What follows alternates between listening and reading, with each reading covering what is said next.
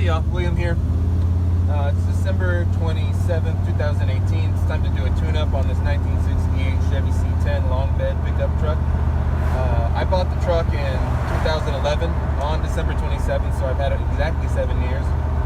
I rebuilt a 1998 Vortec 350 motor about 18,000 miles ago. It's been running great, but it does need a new radiator, rebuild the carbs, do the belts, oil change, timing, all the good stuff. So we got some radiator flush stuff in it right now, stirring around. We're gonna run to the auto parts store to pick up a couple of things. So once I get back to the house, I'm gonna share with y'all all the stuff I'm doing. New Year's resolution is to share more, so here we go. Here's what it looks like from the outside, by the way.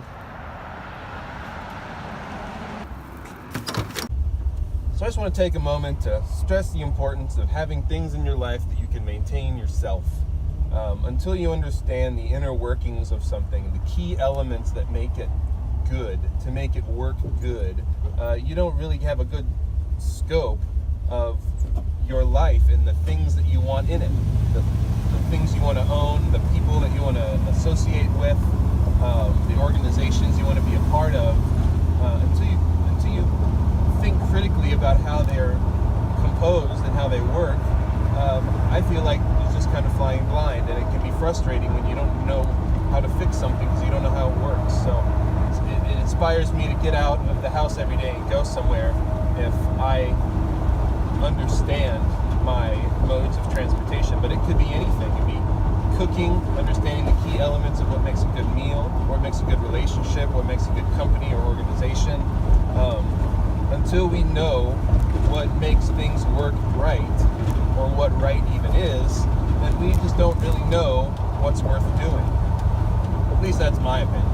I built this little crude Lego camera holder to do some moving time lapse.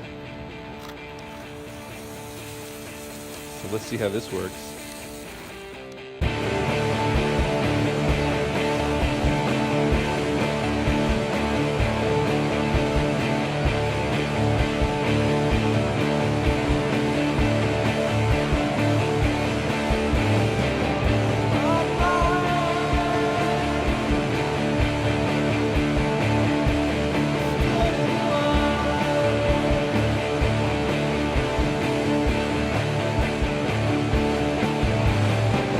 As you can see, the new radiator is significantly taller than the original, or even the last aftermarket radiator I had in there. It's also a little bit wider. I had already hacked up the original radiator mounts for my last aftermarket aluminum radiator that started to leak. So I just went ahead and bent up some makeshift ones out of a couple of cheapo brackets, put some little rubber bumpers everywhere the radiator comes in contact with the frame, and I'm going to go ahead and bolt it in.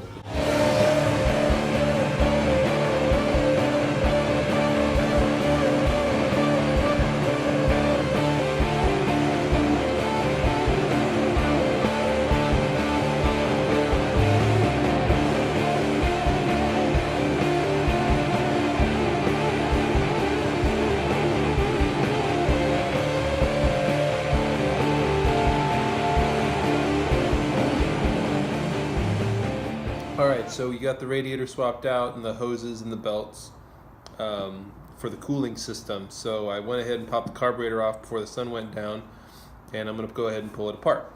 This truck, when it came from the factory in 1968, had a 327 motor in it, and it ran off of a 2-barrel Rochester carburetor. One of the most popular is the aluminum 4-barrel, based on the Carter 4-barrel, from a guy from Tennessee named Will Carter, who was a pioneer in the carburetor. He started by building bicycles and guns and other various mechanical things, and eventually started a company building carburetors in St. Louis, and then I guess the rest is history.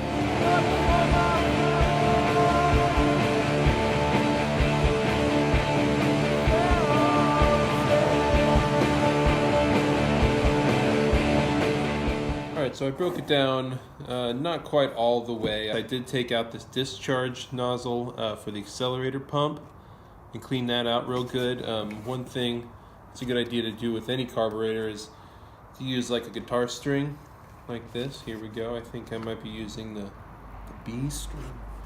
Anyway, I had to clear out all the little passages because they get clogged with stuff, and you want to make sure that you know the size jet you have in there and metering rod so that you can have an idea about how the tuning is. You want to make sure that there's not a bunch of sludge in the bowls where the jets pick up fuel, because it'll clog. And ultimately, the biggest challenge of this whole thing is to not lose any tiny piece.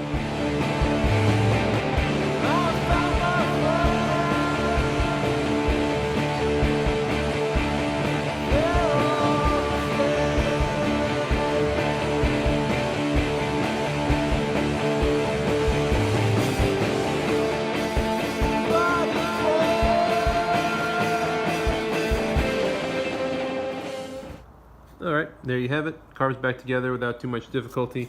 A few things to note. These little vacuum, little port cover things are prone to cracking like this. There's a hole all the way through that one. So make sure to inspect these and replace if necessary. I like to oil them up real good so they're less likely to dry out, crack in the near future. I'm going to go ahead and replace the element in my little fuel filter up here, and these hoses. These hoses are cracking pretty bad too. So we're gonna swap all that stuff out, and we'll be ready to put the car back on in the morning and move on to some other stuff. Good morning. Since yesterday we got the cooling system squared away and the belts replaced, that leaves bolting the carburetor back onto the engine, inspecting and freshening up the ignition system, and the oil change. Carb got rebuilt last night, so it's good to go. And probably going to start here with the distributor, cleaning up all the contacts inside and making sure they're not all corroded. Last night I stayed up and rebuilt my little Lego time-lapse device with its extra gear train to go even slower. So we'll check this puppy out.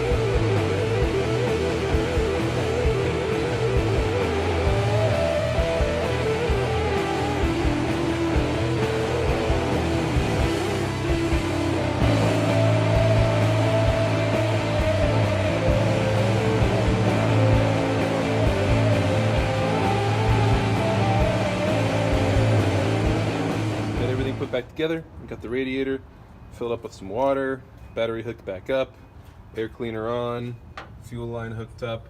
I'm going to go ahead and prime the carburetor by running the electric fuel pump. Oh, there it is.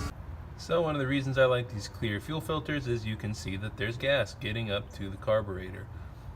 So let's go ahead and attempt to fire her up.